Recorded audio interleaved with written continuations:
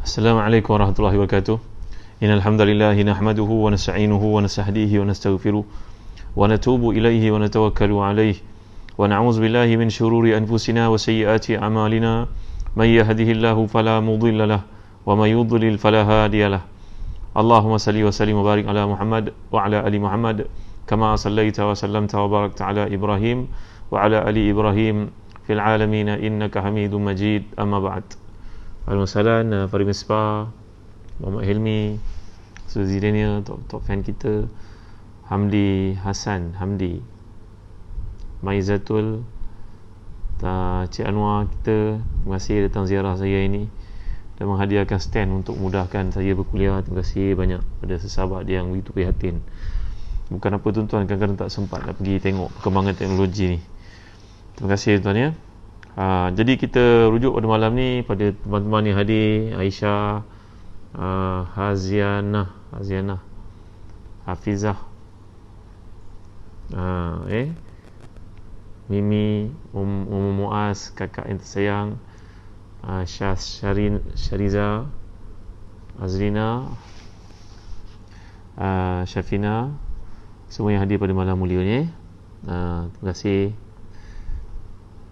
Diamond Dayang, Ustaz Faizul Hamid, sahabat yang amat dikasihi kerana Allah, Malam Mahmud. Malam ni kita lihat ayat 60 hingga ke 63 insya-Allah ya, ataupun hingga 62 mana yang sempat.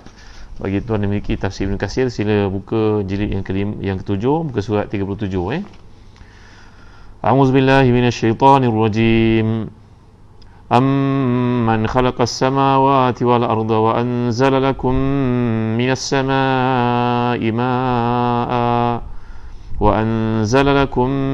السَّمَاءِ مَاءً فَأَنبَتْنَا بِهِ حَدَائِقَ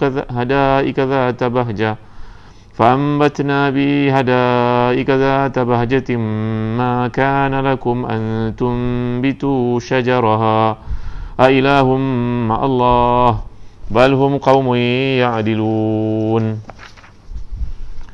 أمن جعل الأرض قرارا وجعل خلالها أنهارا وجعل لها رواسي وجعل بين البحرين هاجزا أإله مع الله بل أكثرهم لا يعلمون أَمَّنْ يُجِيبُ الْمُضْطَرَّ إِذَا دَعَاهُ وَيَكْشِفُ السُّوءَ وَيَجْعَلُكُمْ خُلَفَاءَ الْأَرْضِ أَإِلَٰهٌ مَّعَ اللَّهِ قَلِيلًا مَا تَذَكَّرُونَ. Sadaqallahul Azim. Lihat terjemahan pada muka surat 38. Atau siapakah yang telah menciptakan langit dan bumi dan menurunkan air untukmu dari langit, lalu kami tumbuhkan dengan air itu kebun-kebun yang berpemandangan indah, dan kamu sekali-kali tidak mampu menumbuhkan pohon-pohonnya. Apakah di samping Allah ada ilah yang lain? Bahkan sebenarnya mereka adalah orang yang menyimpang dari kebenaran. Nombor 1. Atau siapakah yang telah menjadikan bumi ini sebagai tempat berdiam dan menjadikan sungai-sungai di celah-celahnya dan menjadikan gunung ganang mengukuhkannya dan menjadikan satu pemisah di antara dua laut? Apakah di samping Allah ada ilah yang lain?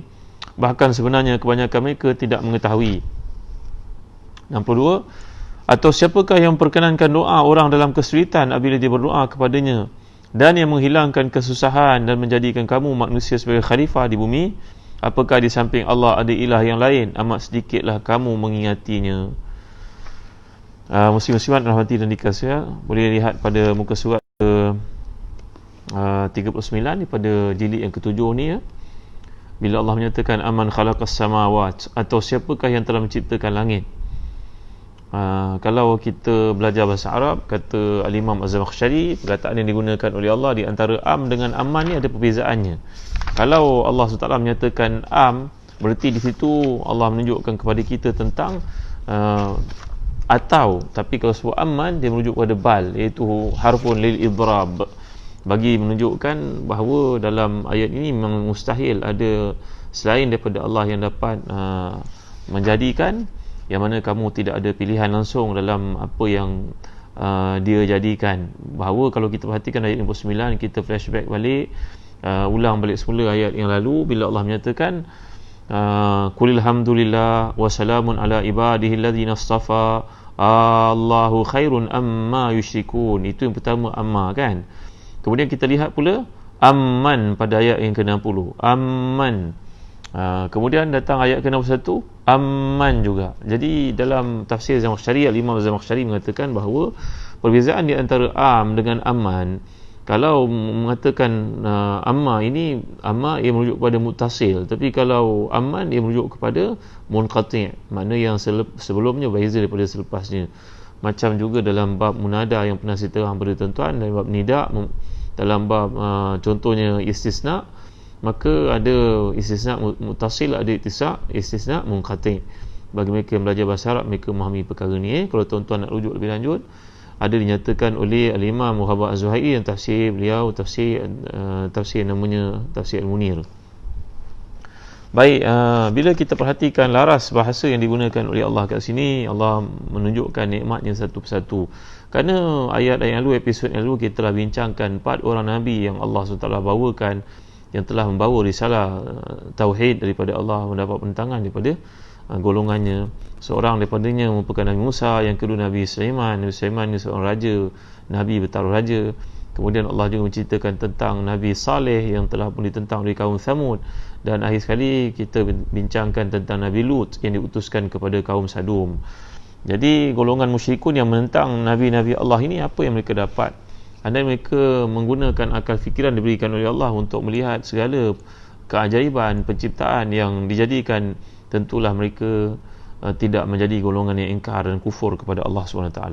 Iaitu di sini Allah menceritakan menurunkan air dari langit sebagai satu pintu rezeki. Fa'ambatna bihi hadaiq, dan kami tumbuhkan dengan air itu hadaiq. Hadaiq ini yang dimaksudkan dalam bahasa Arab kalau dipanggil hadiqah. Hadiqah ni kata Imam Al-Asfahani dalam Mufradat, hadiqah ni merujuk kepada taman yang tersusun, yang mempunyai pagar. Tapi kalau taman itu terbuka luas, tak ada pagar, dipanggil bustan. Ini kayanya bahasa Arab, tuan-tuan ya. Kalau kita sebut perkataan ka'san dihaka, ka's dalam bahasa Arab ni berarti gelas yang penuh dengan minuman, penuh dengan sesuatu untuk diminum. Sama ada kalau dalam syurga dia ibaratkan sebagai arak lah, arak yang halal. Tapi kalau sebut qadah ataupun kub, ia merujuk kepada yang kosong. Ini penggunaan bahasa Arab kalau kita perhatikan. Jadi bila Allah menceritakan tentang keajaiban, kecantikan, kehebatan dunia yang dijadikan ini, kebun-kebunnya ibarat ada pagar di situ. Tuan-tuan dimuliakan Allah sekalian, pokok yang tumbuh seragam, cantik. Kalau kita masuk dalam hutan, kita lihat pokok-pokok tropika yang tinggi. Di bawahnya tak ada yang tumbuh apa-apa, melainkan tempat yang tak ada pokok yang tinggi itu adalah pokok-pokok tumbuh di situ. Subhanallah, Masya Allah. Inilah yang Allah gambarkan. Hadaika dzata bahjah, taman-taman yang sangat indah. Ma kana lakum an tumbitu syajaraha, kamu tidak mampu menumbuhkan pokok-pokok itu. Jadi bila Allah bertanya dalam ayat yang ke-60 ni, dia mengajak kita untuk berfikir. Sebenarnya saya telah jelaskan kepada tuan-tuan dalam surah bahasa Arab, di sini ada berlaku satu iltifat, iaitu Allah menceritakan mencipta langit dan bumi dan menurunkan air dari langit, menurunkan air dari awan, dari tempat yang tinggi. Fa'ambatna bihi hadaika zata bahjah, dan kami tumbuhkan dengannya. Kenapa? Daripada dia yang mencipta langit bumi, dia yang menurunkan hujan, kami tumbuhkan dengannya taman-taman yang indah. Menunjukkan kat situ ada penyertaan berbagai pihak untuk menumbuhkan pokok. Ada ejen namanya air kat situ, ada peranan manusia untuk menanam, ada keizinan Allah untuk pokok itu tumbuh. Kalau kita tanam, kita berusaha untuk pokok, kita mampu walaupun kita punya segala bentuk kemampuan, kerana yang menumbuhkannya adalah pokok. Yang menumbuhkan pokok itu adalah Allah SWT. Jadi fa'ambatna bihi hadaika zata bahjah, kami menumbuhkan dengannya taman. Hadiqah ni berbeza daripada bustan, saya telah jelaskan, iaitu hadiqatun ni menunjuk kepada taman yang mempunyai pagar. Berbeza daripada bustan, kalau kita belajar bahasa Arab, perkataan bustan ini adalah merujuk kepada taman yang tidak ada pagar. Jadi menunjukkan kepada kita keindahan ciptaan Allah SWT ni. Kalau kita perhatikan muka 39, kami tumbuhkan air itu, iaitu hadaiq, kebun-kebun yang berpandangan indah dan bentuk megah. Maka nalakum antum bitu syajaraha, kamu tidak mampu, tak akan dapat menumbuhkan pokok-pokok itu. Yang mampu melakukan semuanya hanyalah Allah SWT yang beri rezeki, bukannya berhala yang disembah oleh golongan-golongan sesat, golongan musyrikin yang telah pun kami ceritakan kepada kamu wahai Muhammad dan pengikut-pengikut Muhammad sallallahu alaihi wasallam yang berlaku pada nabi-nabi terdahulu.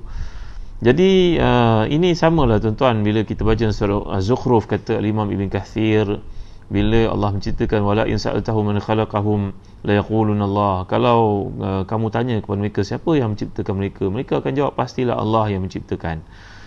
Kerana dan begitu juga kalau kita perhatikan dalam surah Al-Ankabut ayat ke-63, Allah menceritakan wala in sa'altahum man nazzala minas sama'i ma'an fa ahya bihil arda min ba'di mautiha la yaquluna Allah.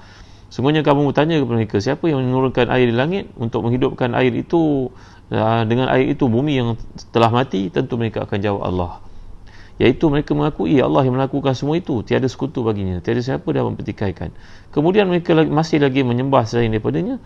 Dari apa yang mereka akui, tidak ada yang dapat mencipta dan memberi izin untuk berlaku semua itu melainkan Allah, tapi mereka tetap melakukan perkara-perkara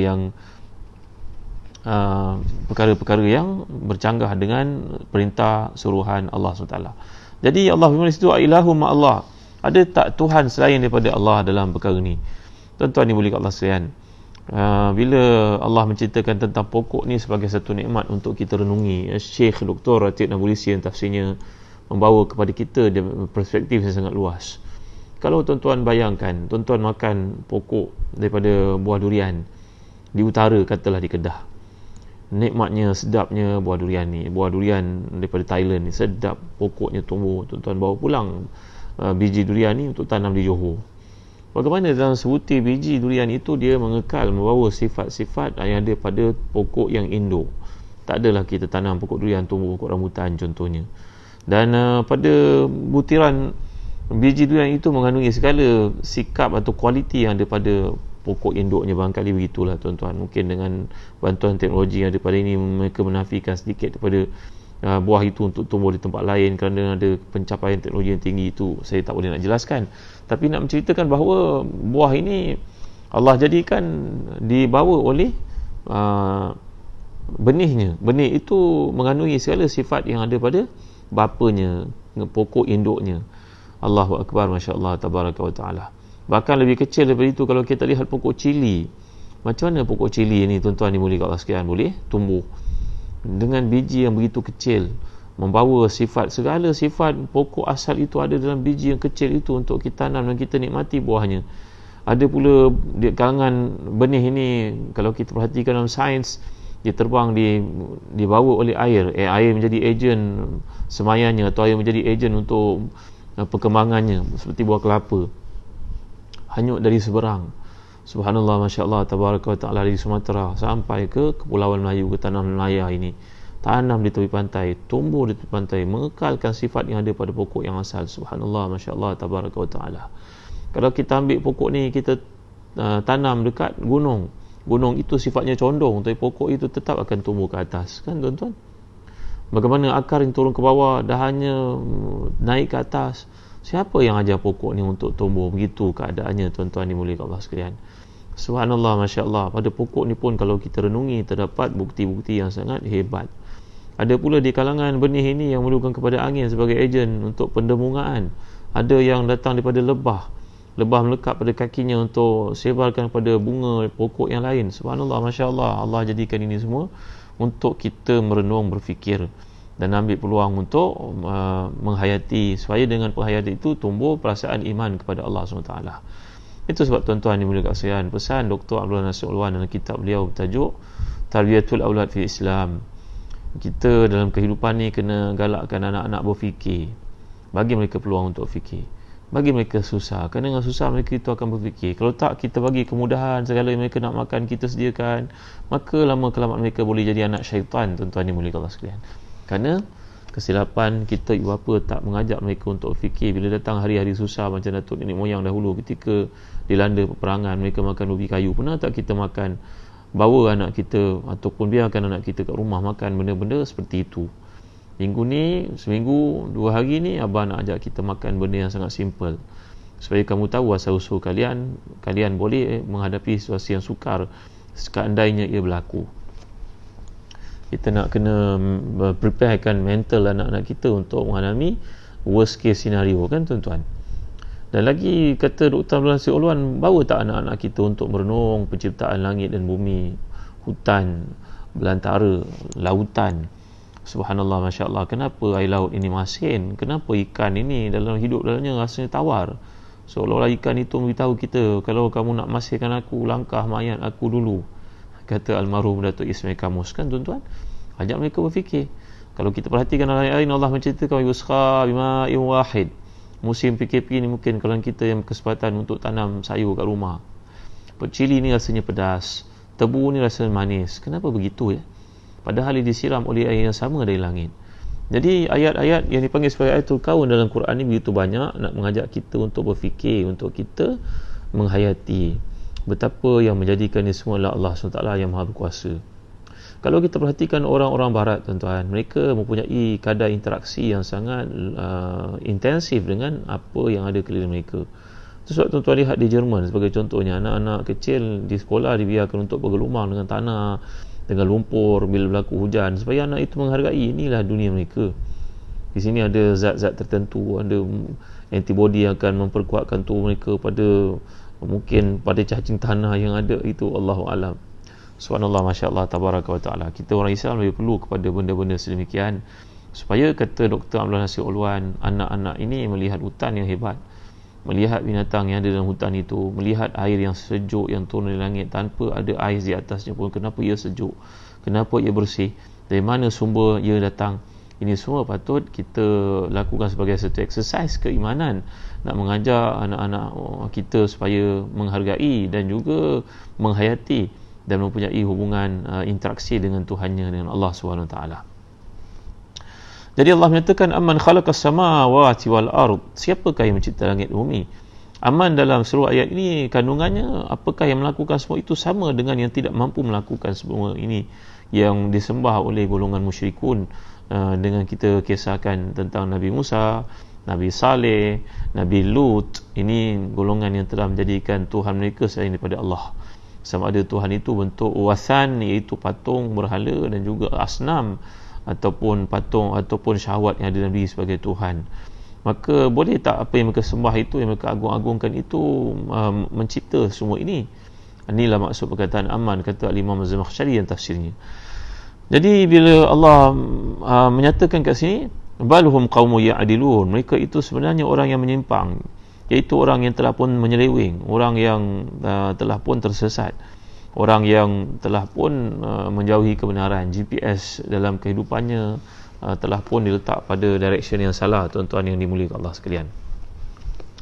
Jadi kemudian bila kita lihat lagi Allah menyatakan dalam ayat yang ke-60 ini, tuan-tuan hati dan dikasihi sekalian, yang adilun ini membawa makna menyeleweng, ataupun boleh juga kita maksudkan dengan mempersamakan sebenarnya, kata Imam Al-Asfani yang tafsirnya. Kerana perkataan adil, orang yang berhukum dengan adil lah orang yang buat hukum secara sama.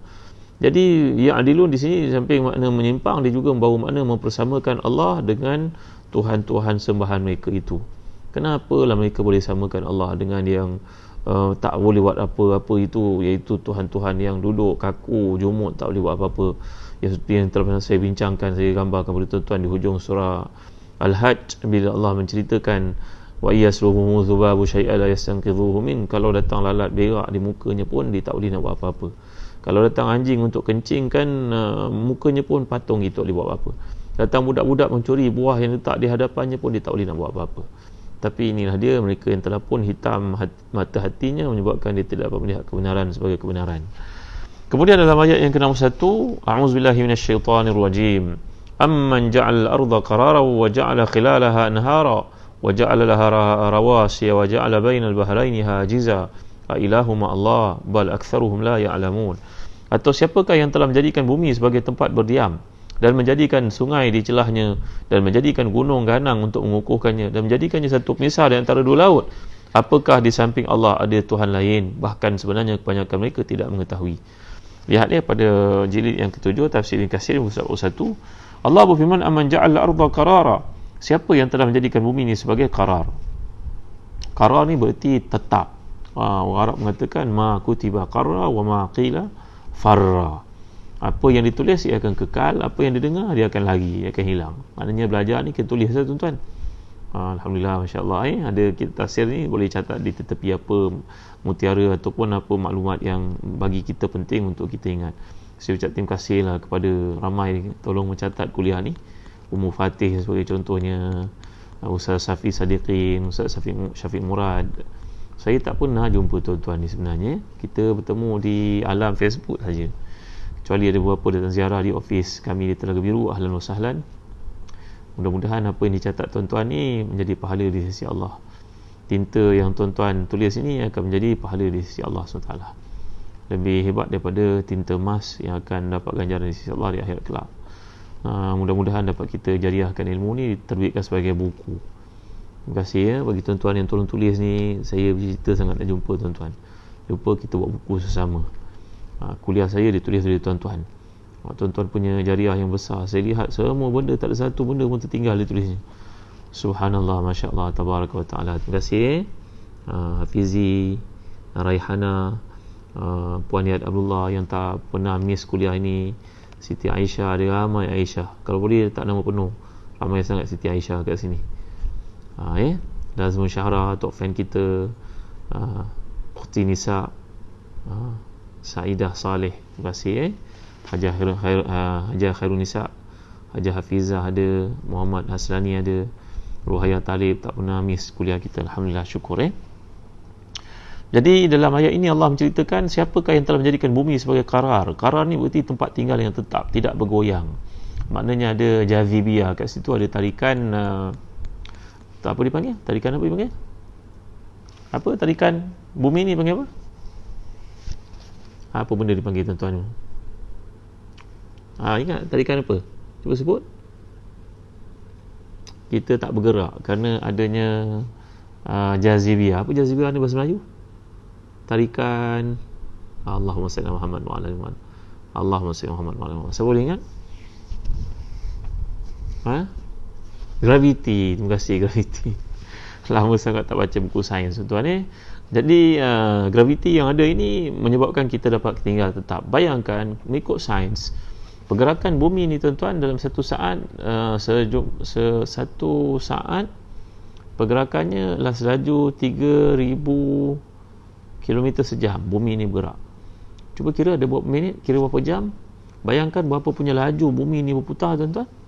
Tapi kalaulah tidak ada graviti dalam kehidupan kita, kita balik rumah, tengok rumah kita terbalik, na'udzubillah, ataupun kursi berada di atas atap. Boleh bayangkan tak situasi itu berlaku? Kadang-kadang untuk memahamkan perkara ni, Allah mengirim tanda-tanda bagaimana pentingnya graviti ni bila berlaku tempat-tempat gempa bumi contohnya. Tempat-tempat yang berlaku gempa bumi seperti itu, berlaku gunung berapi, kita dapat lihat gegaran yang berlaku menghentam, meretakkan rumah, bangunan, jalan raya dan sebagainya. Ya, itu sebab tuan-tuan rahmati dan dikasihi sekalian, Allah menceritakan nikmat ini supaya kita dapat menghayati dan dapat bersyukur kepada Allah SWT di atas nikmat kehidupan yang Dia jadikan. Jadi qarar ini kalau kita lihat tuan-tuan merujuk kepada banyak perkara, kata Dr. Ratik Nabulisi. Saya bacakan kepada tuan-tuan qarar ini maksudkan ni, kata beliau, bila anda melihat perkataan qarar yang Allah rujuk dalam Al-Quran ini, ada sekurang-kurangnya ada 3 makna. Yang pertama, kata beliau, ia merujuk kepada zat istiwa munasib wa zat jazibiyah. Zat jazibiyah munasibah taduru bi sur'ati munasibah haula nafsiha wa haula syams. Ia merujuk kepada keseragaman pergerakan bumi keliling matahari itu dengan cara yang tertentu yang Allah jadikan, menyebabkan bumi itu tidak bergoyang. Itu yang pertama. Yang kedua, merujuk kepada anahunaka istiqrar tam farqa anwa'i ta'irat la budda an tahtaz. Kalau kita nak faham bagaimana bumi ni tidak bergoyang, cuba kita naik kapal terbang. Mungkin kalau kita semua dah naik kapal terbang, kadang-kadang bila bertemu dengan air pocket, apa dipanggil kapal terbang itu akan turun, mendak secara tiba-tiba, turun. Pada masa itu dia buat pengumuman air panas tak boleh nak dihidang, contohnya kan tuan-tuan. Ya, bagi mereka yang belum naiki kapal terbang, ini pengalaman yang sangat menakutkan. Besar macam mana kapal terbang pun, bila sampai di tempat-tempat tertentu, mereka akan buat pengumuman ada masalah, ada berkaitan dengan perubahan cuaca tidak elok, maka takut kita pada masa itu tuan-tuan, kalau yang jadi isteri pegang tangan suami tak mau lepas. Kadang-kadang orang sebelah kita tak perasan pun kita terpegang, takut kecutnya perut. Saya pernah bincangkan perkara ni berkenaan dengan sifat manusia ketika mengalami waktu krisis, waktu kesusahan. Jadi bumi ni berarti duduknya tetap, rumah kita yang kita buat tak pernah rosak. Kalau letak pun letak sikit-sikit, tapi Allah SWT menjadikan nikmat ini untuk kita syukuri supaya kita merenung dan memerhatikan dan timbul rasa di kita keimanan pada Allah SWT. Yang ketiga, maksud qarar yang dimaksudkan di sini adalah segala keperluan kamu Allah penuhi. Anallaha batha fiha jami'al hajat allati anta bihaja ilaiha fa anta muhtaj ila al-hawa wa ila al-ma' wa ila ma'adin wa ila mawad wa ila ta'am wa ila syarab wa ila hayawanat wa ila suhul wa ila jibal. Allah menjadikan semua benda itu tersedia. Qarar ni bererti segala serba-serbinya cukup. Macam seseorang ayah yang menyediakan kat rumah pada anak-anaknya minuman, menyediakan untuk ayahnya, anak-anaknya makanan. Seorang ketua keluarga yang menyiapkan kat rumahnya ada elektrisiti, ada internet lagi, ada Unify lagi. Jadi makna qarar yang dimaksudkan di sini ialah perkara-perkara yang membina pada manusia ketamadunan. Allah menyediakan asas-asasnya. Walaupun kita nampak kita yang buat, tapi hakikatnya datang daripada segala benda-benda asas yang Allah jadikan. Jadi tuan-tuan hati dan dikasih sekalian, ini maksud qarar, kata Syekh Dr. Ratib An-Nabulsi. Kemudian waja'ala khilalaha anhara waja'ala laha rawasiya waja'ala bainal bahraini hajiza. Allah menjadikan pula sungai-sungai, menjadikan gunung-gunung. Kenapa gunung dikaitkan dengan sungai? Kerana daripada gununglah munculnya sungai. Bahkan dikatakan dalam ilmu geografi, sebenarnya gunung yang kita lihat itu yang berada di depan kita setinggi Everest ke, Gunung Kinabalu ke, nanti ada peluang tuan-tuan nak bersama kami, ramai yang bertanya dan nak pergi ke Gunung Kinabalu, Kundasang. Mudah-mudahan penyakit COVID yang berlaku ni diangkat oleh Allah dengan segera. Kita banyaklah berdoa tuan-tuan, minta kepada Allah SWT, Allahumma rfa'anna al-ghala'a wal-waba'a wal-fahisha wal-fitnan ma zahara minha wa ma batan. Ya Allah, angkatlah daripada kami harga barang yang mahal, selamatkan kami daripada inflasi, selamatkan kami dari wabak yang berlaku, selamatkan kami dari fitnah yang banyak menimpa umat, apa yang zahir dan juga yang batin. Kita doalah selalu tuan-tuan.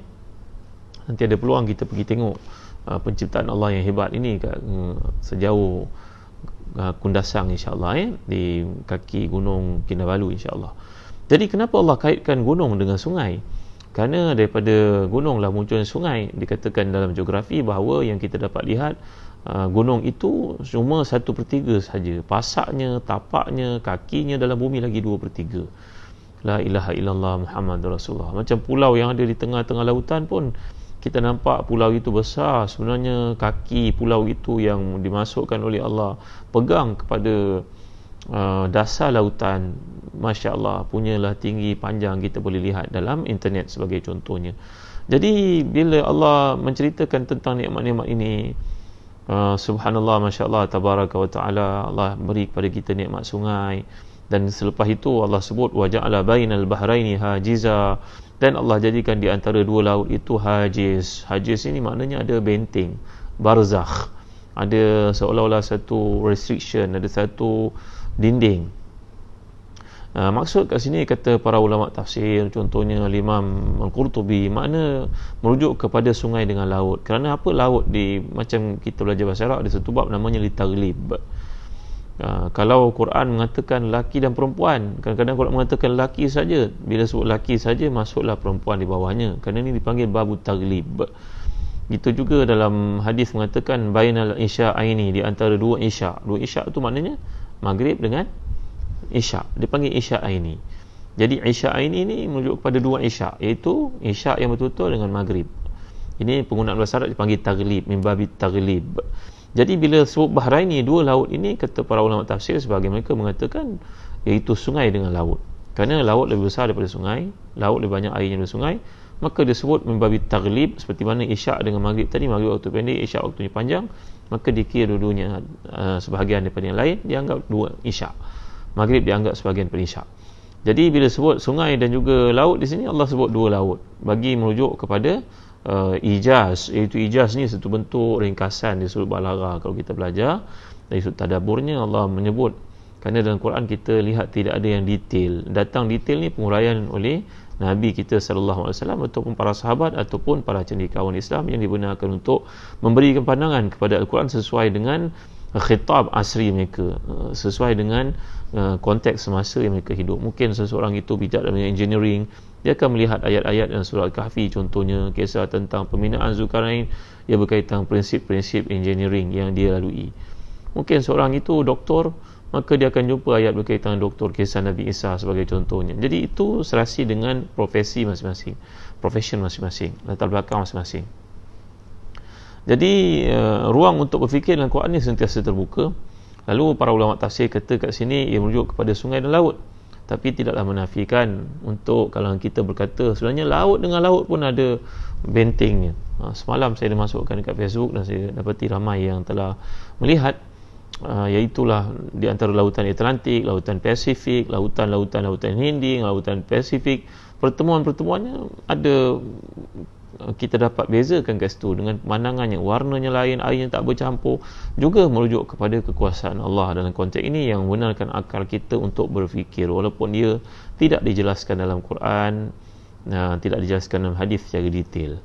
Jadi saya harap tuan-tuan faham, kata Dr. Muhammad Imara bahawa tanda ketamadunan berfikir membenarkan kita untuk memberikan pandangan pada ayat-ayat Allah ni, kerana ia bukan bersifat hukum, ia bersifat ayatul kaun, ia bersifat benda-benda yang berbentuk fenomena alam yang Allah jadikan.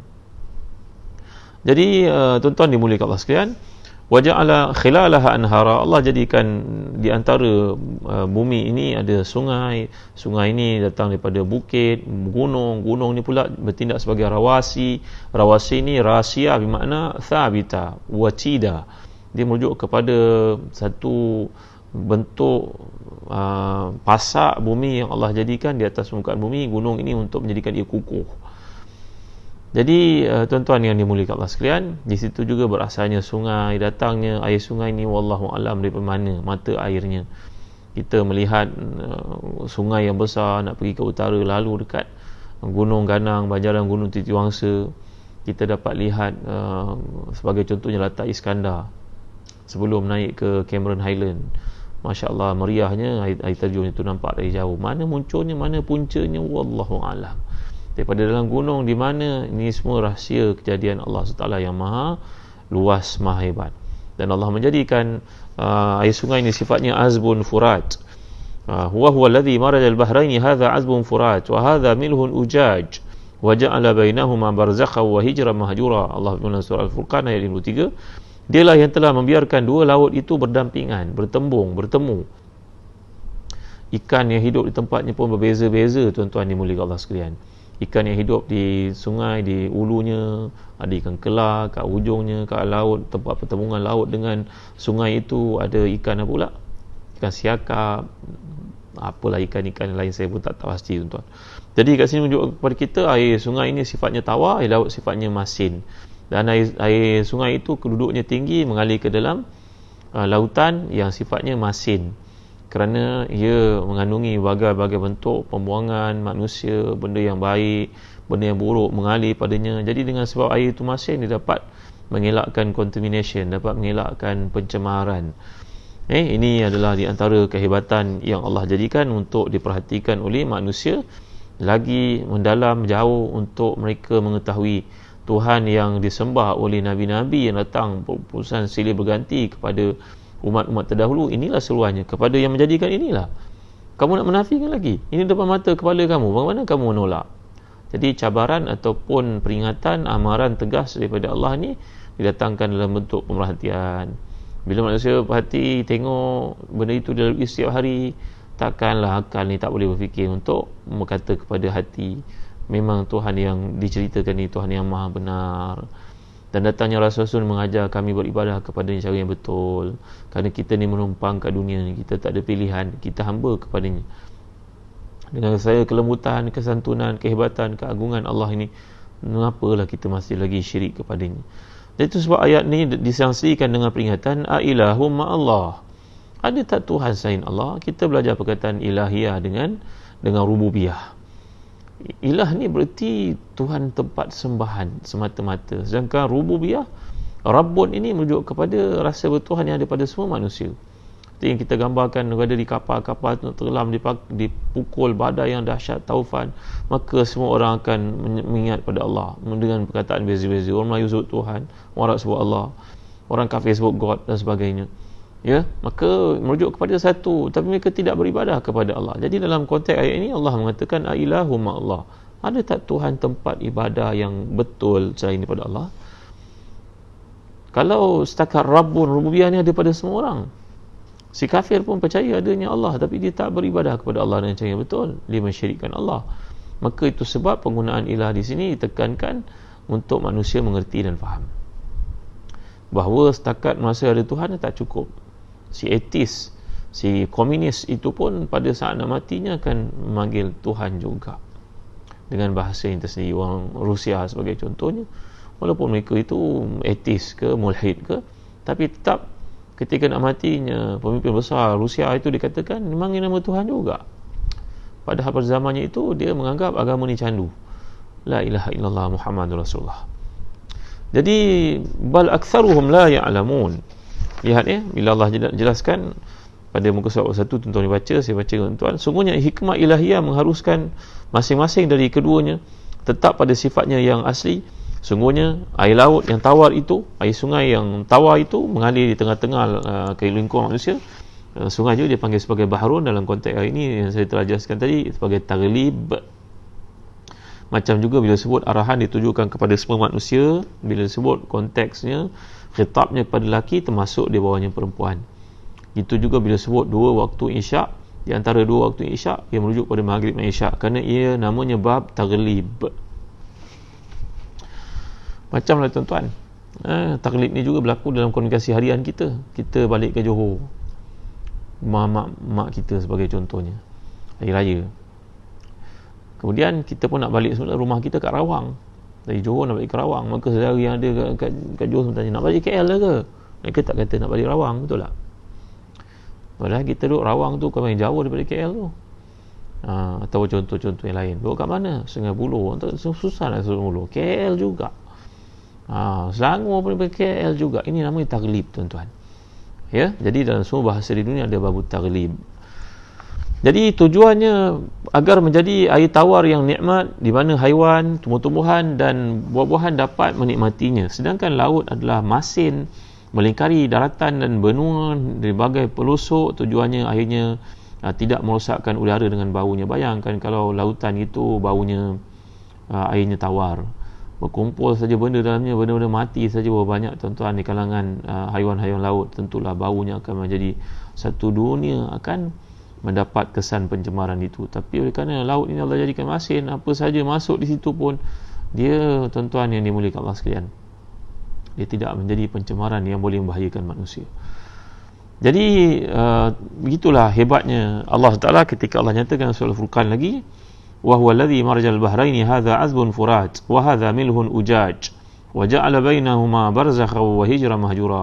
Dialah yang membiarkan dua lautan mengalir berdampingan. Ini tawar lagi segar, manakala itu merupakan masin lagi pahit. Dia jadikan antara keduanya dinding dan batas yang menghalangi. Ini maknanya barzakh ataupun hijran ataupun hajiz. Jadi merujuk kepada adanya dinding yang wujud walaupun kita tak nampak. Sama ada contoh itu berkaitan dengan lautan dengan sungai ataupun lautan dengan lautan, seperti video yang saya siarkan dalam Facebook, tuan-tuan boleh lihat. Lautan-lautan ni pun mengenal batasan masing-masing. Bahkan dikatakan ikan yang duduk lautan Pasifik pun lain daripada ikan duduk pada lautan yang cantik yang sejuk itu. Subhanallah, masya-Allah, tabaraka wa taala. Kemudian datang ayat ke-62, a'udzubillahi minasyaitonirrajim. Amma yujibul mutarra idza da'ah wa yakshifu su' wa yaj'alukum khulafa'al ard a ilahum Allah qalilan ma tadhakkarun. Atau siapakah yang memperkenankan doa bagi orang dalam kesulitan bila dia berdoa kepadanya, dan yang menghilangkan kesusahan menjadikan kamu manusia sebagai khalifah di bumi? Apakah di samping Allah ada ilah lain? Amat sedikit kamu memahaminya, mengingatinya.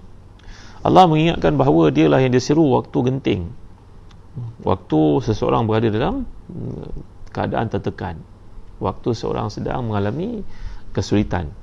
Jadi pada waktu itu mereka akan ingat pada Allah SWT.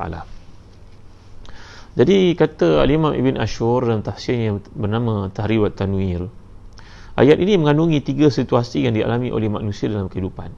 Yang pertama, bila mereka mengalami keadaan yang sangat sulit. Apa contohnya?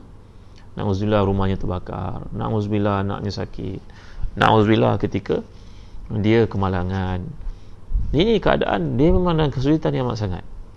Yang kedua, dikandung dapat kita perhatikan dalam ayat Allah di sini, amma yujibul mutara idza da'a wa yakshifus su', yang menghilangkan kesusahan.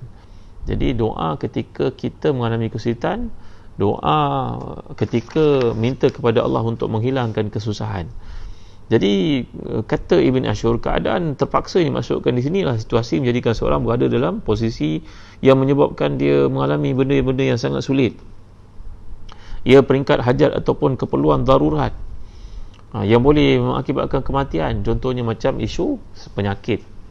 Manusia memerlukan banyak perkara untuk hidup, sama ada kesembuhan, makanan, memohon kepada Allah untuk dia diselamatkan daripada penganiayaan orang yang kena sihir sebagai contohnya, kan tuan-tuan. Jadi inilah sebahagian daripada bentuk kesulitan yang dialami oleh manusia. Kedua yang dimaksudkan oleh Allah di sini iaitu wa yakshifus su', Allah lah yang menghilangkan kesusahan. Berarti kat sini kata Ibn Ashur, ialah peringkat darurat kerana kebanyakan hal yang dipenuhi oleh kandungan kalimat merupakan pemeliharaan daripada kesusahan dan kesulitan, seperti perkara berkaitan dengan agama, berkaitan dengan jiwa, berkaitan dengan keturunan, berkaitan dengan harta benda dan sebagainya. Contohnya, ini pengalaman kita kongsi sama-sama lah tuan-tuan ya. Kisah orang yang anaknya ingin murtad. Apa jualah banyak kisah yang kita dengar kadang-kadang. Orang ni anaknya belajar pandai, kemudian berkawan dengan kawan-kawan, terikut dengan kawan-kawan nak murtad. Ada pula yang dipinang orang kafir, dan orang kafir itu mencabarnya, mengatakan kau jadi Islam pun tak hebat mana, jadilah orang macam kami, masuklah Kristian sama juga macam Islam. Contohnya tuan-tuan. Maka inilah dia kesulitan-kesulitan yang kita alami kadang-kadang tuan-tuan dimuliakan Allah sekalian. Jadi ini adalah bentuk kedua kata Ibn Ashur. Yang ketiga, Allah memberi kepada kita nikmat dalam ayat ini menjadikan kita sebagai khalifah di muka bumi.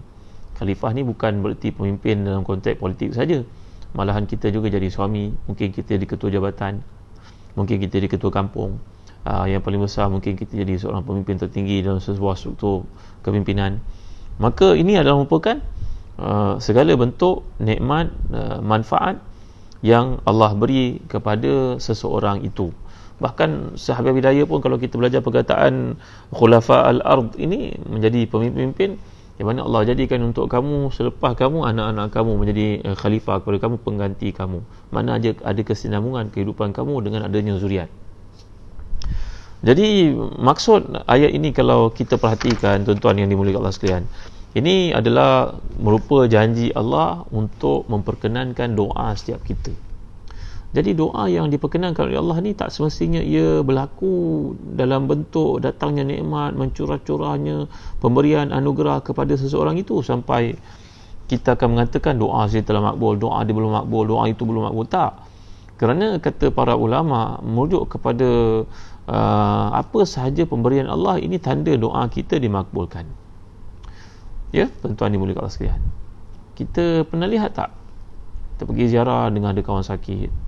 Kenapa sakit? Dia pun tak tahu dia sakit. Doktor pun tak tahu kenapa dia sakit. Doktor pun minta lah buat untuk, orang Melayu panggil lah, ambil air tulang belakang, biopsi kita pun tak tahulah tuan-tuan, jauh mana orang Melayu cukup takut benda ni. Orang Melayu sebenarnya takut semua bentuk jarum dan semua benda dicocok ke badan, manusia takut. Saya bertanya kepada doktor terpakar, apakah maksud biopsi ni, mengambil air tulang belakang ni. Dia kata dia akan gunakan cara yang sangat teliti, iaitu pakai jarum yang sangat halus tanpa merosakkan sel-sel pada tulang belakang. Wallahualam. Dengar pun takut tuan-tuan. Allahu Akbar, Masya Allah, Tabaraka wa Ta'ala. Ya, tuan-tuan dimuliakan Allah sekalian. Itu sebab banyaklah berdoa kepada Allah. Antara doa yang Nabi anjurkan kepada kita, Allahumma inni a'udzubika min jahlil bala wa darakis syaqa wa su'il qada wa syamatatil ada. Ya Allah, ya Tuhan, aku mohon perlindungan kepadamu daripada, saya pernah ajar doa ni, tuan-tuan mungkin dah hafal lah, jahdil bala, maknanya beratnya satu bala, wadaraki syaqa, dan berturutannya kesusahan dalam hidup. Allahumma inni a'udzubika min jahdil bala, wadaraki syaqa, wa su'il qada, dan buruknya qada. Qada ni Allah tetapkan semuanya elok untuk kita, tapi bila kita membandingkan dengan orang lain, kita anggap dia buruk. Dia digunakan satu bentuk di situ, dari bentuk majas, mana benda yang menakutkan kita. Yang terakhir sekali, wa min syamatatil a'da, dan daripada musuh-musuh berpesta, bergembira melihat kejatuhan dan juga sesuatu yang menimpa kita. Ini antara doa yang kita diajar oleh Nabi untuk ucapkan. Dan begitu juga Allahumma inni a'udzubika minal baras wal junun wal juzam min sayyi'il asqam. Tuan-tuan hafal doa ni kan? Lagi, Allahumma inni a'udzubika min zawali ni'matik wa tahuli afiatik wa fujaati niqmatik wa jami'i sakhatik. Ini pun penting untuk kita amalkan, tuan-tuan. Allahumma inni a'udzubika min zawali ni'matik wa tahuli afiatik wa fujaati niqmatik wa jami'i sakhatik. Allahumma inni a'udzubika min zawali ni'matik wa tahuli afiatik wa fujaati niqmatik wa jami'i sakhatik.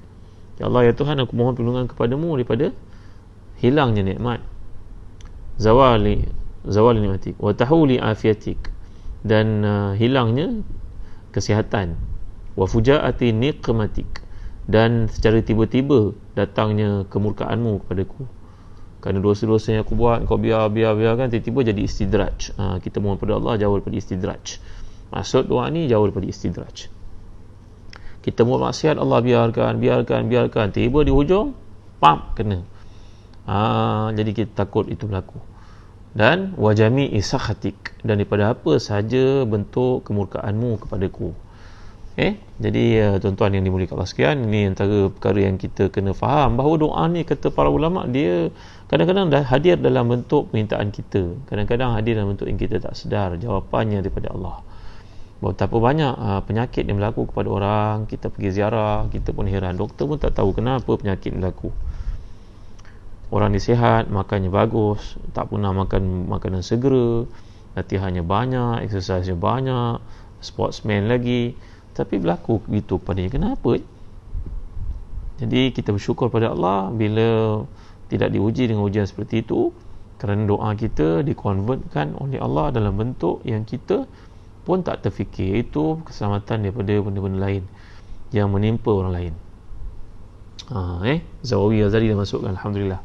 Allahumma inni a'udzubika min zawali ni'matik wa tahuli afiatik wa fujaati niqmatik wa jami'i sakhatik. Terima kasih Zawawi. Masih ada baris lagi, boleh hafal doa ni selepas ni, saya ijazah kepada tuan-tuan. Jadi kata para ulama, doa yang kita pohon di sini, Allah nak beritahu kepada kita sentiasa dia makbulkan sebenarnya, sama ada kau sedar atau tidak. Engkau rasa doa kau belum dimakbulkan, sebenarnya Allah makbulkan. Sebenarnya Allah makbulkan, iaitu dalam bentuk keselamatan daripada penyakit-penyakit bahaya atau musibah yang menimpa orang lain, tidak kepadamu. Jadi itu maksudnya wa yakshifu su' wa yaj'alukum khulafa'al ard. Allah menjadikan kamu sebagai khulafa. Khulafa ni berarti pemimpin ataupun kamu akan dikurniakan anak-anak yang akan ada pengganti kamu selepas ini. Di hujung ni saya ingat kisah yang berlaku pada Sayyidina Umar Khattab radhiyallahu anhu, kerana Al-Imam Asyuti membawakan dalam tafsirnya, tafsir Durrul Mansur, bahawa khulafa ni berarti kepimpinan. Jadi ada orang nanti menjadi kepimpinan, ada orang walaupun tidak menjadi kepimpinan tetapi mereka punya keluarga tetap jadi pemimpin, dalam konteks yang kecil pun pemimpin juga. Jadi bila merujuk kepada khulafa ni, mempunyai kaitan dengan ayat yang lalu, ketersusunan sistematik kejadian yang Allah jadikan dengan bintang, langit, bumi, hujan, sungai dan sebagainya itu. Sayyidina Umar Khattab radhiyallahu anhu ketika melaksanakan haji yang terakhir dalam hidup baginda baring lalu dekat Mina selepas sempurna semua rukun haji. Mudah-mudahan Allah himpunkan kita dengan tanah suci ini dengan segera, tuan-tuan. Musibah yang berlaku ni menyedarkan kita betapalah hebatnya Allah. Orang nak pergi haji pun tak dapat. Allahu Akbar, Masya Allah, Tabarakallah. Jadi Sayyidina Umar Khattab radhiyallahu anhu lebih 1400 tahun lalu berada di bumi Mina selepas menyelesaikan ibadah haji, dan itulah haji terakhir dalam hidup baginda. Baginda pun lihat ke langit, bintang, bulan pada malam itu, melihat malam-malam pertengahan daripada Zulhijjah, maka saya mau berkata, Allahu Akbar, ya Allah, kalaulah indahnya pemerintahan yang kau berikan kepada aku telah berjalan sebagaimana indahnya percaturan kau kepada bintang, langit, semuanya berjalan ikut sistem, dan kau juga telah bantu aku dengan adanya orang-orang keliling aku membantu melaksanakan Islam ini dengan baik sekali, maka aku ridhalah aku kembali pada engkau, wahai Tuhan. Allah sedia cerita ni tuan. Lalu Sayyidina Umar pun mimpi satu mimpi yang pelik. Sayyidina Umar mimpi yang pelik, iaitu beliau telah pun dipatuk oleh seekor haiwan. Apakah haiwan tu tuan-tuan? Nantikan malam esok saya akan cerita kepada tuan-tuan. Sayyidina Umar melihat bintang-bintang, baginda pun merasakan ajal sudah dekat, baginda pun tidur, baginda dipatuk oleh seekor binatang dalam tidurnya, mimpi tersebut. Saya tak nak cerita malam ni, saya nak buat cerita malam esok. Cerita ni emosi sikit tuan-tuan, kerana ada kaitan dengan ayat yang sedang kita baca tentang nikmat pemberian Allah sebagai pemimpin dunia. Mudah-mudahan Allah beri kepada kita dapat melaksanakan kepimpinan dalam keluarga, sekecil-kecil kepimpinan itu, ataupun sebagai ketua yang baik, yang adil, yang tidak bias kepada orang, dapat melaksanakan dengan baik, contoh yang terbaik untuk generasi salafus salih. Kalau kita jadi jawatan lebih tinggi sebagai imam dalam masyarakat, pemimpin, Allahu Akbar, ia satu nikmat, dalam masa yang sama peluang untuk dapat pahala yang banyak. Jadi setakat itu saja dulu. Nanti kalau esok saya akan ceritakan lebih lanjut. Terima kasih kerana kehadiran tuan-tuan pada malam ni. Zarina Rin, Jana Yusof, Allah ni top fan banyak tuan-tuan punya usaha. Terima kasih Nur Yusof, Juliana, Safwan Ibrahim. Jangan lupa bagi tuan-tuan yang minat untuk dapatkan buku-buku latihan untuk sekolah anak-anak kita daripada 1 sampai darjah 6, tingkatan 1 sampai tingkatan 5, meliputi BPKK, PSR, PSRA, SPM, PG3, semua ada di Telaga Biru kami terbitkan. Alhamdulillah. Tolong dapatkan daripada saudara Safwan, Puan Intan Husna, Farid Zainal, Faizal, Zainan. Ini merupakan pegawai yang boleh membantu tuan-tuan di negeri yang berbeza-beza. Di Penang ada Ustaz Saidi, di Perak ada Encik Murad, di Johor ada Syed Hanif, di Kelantan ada Hazim Sulaiman, di Pahang ada Rosli. Jadi tuan-tuan boleh dapatkan daripada mereka ini buku-buku Telaga Biru, sama ada untuk gunaan tuan-tuan ataupun tuan-tuan dengan cikgu-cikgu yang boleh bagi buku-buku ni kepada anak-anak kita. Mudah-mudahan mereka dapat belajar walaupun apa sekalipun ujian berlaku di rumah ke di sekolah ke, kerana ia adalah catatan guru-guru cemerlang, guru-guru kanan, jurulatih utama kebangsaan, jurulatih utama macam Jawi yang kami terbitkan tuan-tuan. Ia jendela kepada Quran. Yang menghasilkannya merupakan Cikgu Dalilah, Cikgu Wan Azhar, buku-buku yang bantu anak kita untuk minat pada Al-Quran dengan menerusi jendela Jawi. Aktiviti yang daripadanya. Bahkan kita yang sudah berumur pun boleh belajar Jawi dengan kaedah itu. Ingatkan anak kita, belajar Jawi ialah belajar Al-Quran sebenarnya. Memahami Jawi berarti memahami Al-Quran. Jadi kami ada terbitkan bahawan ini, mendapatkan di Telaga Biru. Demikian juga tuan-tuan, terima kasih atas sokongan tuan-tuan pada aktiviti korban kita. Bagi yang nak melakukan akikah masih lagi dibuka. Sekarang kita buka ke Yaman pula, Yaman, Sudan, Mekah, Dimashq iaitu Damsyik untuk melakukan akikah. Sepanjang tahun tuan-tuan melakukan akikah ni, kita nak membantu saudara kita yang susah. Guru saya di Yaman, Syekh Haidar di Hudaidah, mengalami keadaan yang sangat dahsyat dari sudut economically, dari sudut situasinya, peperangan yang berlaku. Jadi tuan-tuan, kalau tuan-tuan nak melakukan ibadah akikah, kami sentiasa buka sepanjang tahun. Tuan-tuan boleh hubung dengan Zahazan Travel, dengan Ustaz Faiz sendiri selaku CEO Zahazan Travel. Terima kasih kepada Zahazan Travel kerana pelanjaan kuliah kita pada malam ni seperti biasa. Besok kalau tuan-tuan free tengah hari dalam pukul 12.30, saya ada kuliah live di Facebook di KPJ Ipoh. Saya kuliah daripada KL je, melalui Facebook KPJ Ipoh. Jadi specialist hospital di Ipoh itu minta saya untuk berkuliah tentang pengorbanan. Mudah-mudahan tuan-tuan yang free boleh hadir bersama. Sekian, terima kasih atas kehadiran tuan-tuan. Ampun maaf atas segala kekurangan. Jangan lupa temui saya malam esok untuk mendengar kisah mimpi Sayyidina Umar Khattab radhiyallahu an.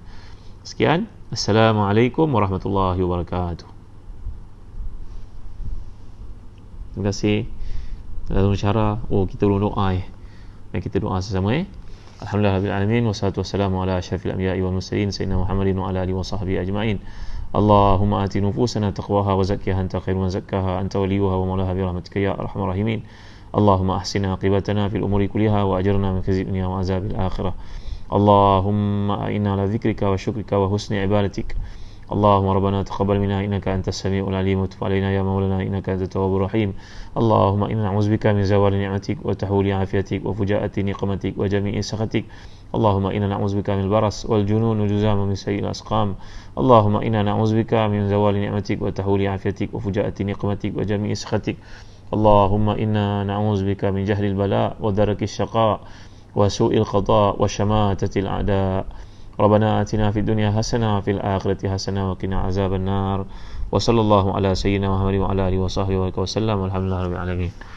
Ada soalan tentang Masjid Hagia Sophia di Turki. Apa yang kita faham, masjid ni milik orang Islam, tapi berlaku kerajaan kepimpinan Atatürk telah menukar menjadi muzium, maka menjadi hak Islam untuk mengembalikan jadi masjid seperti biasa. Kerana dalam pembukaan yang berlaku bahkan menyaksikan keadilan Islam, iaitu Sultan Muhammad Al-Fatih telah membeli gereja itu, padahal dia tak perlu beli pun, ia jadi milik Islam sebenarnya, tapi menunjukkan kepada keadilan, kehebatan Islam, dia belinya gereja tersebut kepada orang Kristian.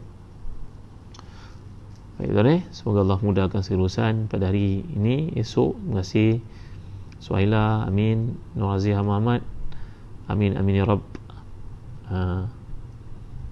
Terima kasih semua. Terima kasih yang nampaknya dekat Telegram pun dah masukkan doa ni, di WhatsApp group pun dah masukkan doa ni. Bagi yang belum masuk ke Telegram, bolehlah minta untuk masuk Telegram sahabat Ustaz Zahzan, ada banyak manfaat yang dikongsi di situ. Terima kasih. Sekian, Assalamualaikum warahmatullahi wabarakatuh. Yulia, terima kasih. Farida Yahya, Ummi apa ni, Gikaluk, Sophia Abdul Kadir, Jamil Firdaus, ini semua Faridah Iskandar, Haja Nur Hafizah, Faizul, top fan kita Mahani Adam, Normal Rahim, terima kasih. Jangan lupa share lah video ni kepada saudara kita yang lain. Ya Abdullah, terima kasih. Sehingga jumpa lagi. Kenang saya dan doa tuan-tuan. Assalamualaikum warahmatullahi wabarakatuh. Nur Muhammad, Assalamualaikum warahmatullahi wabarakatuh.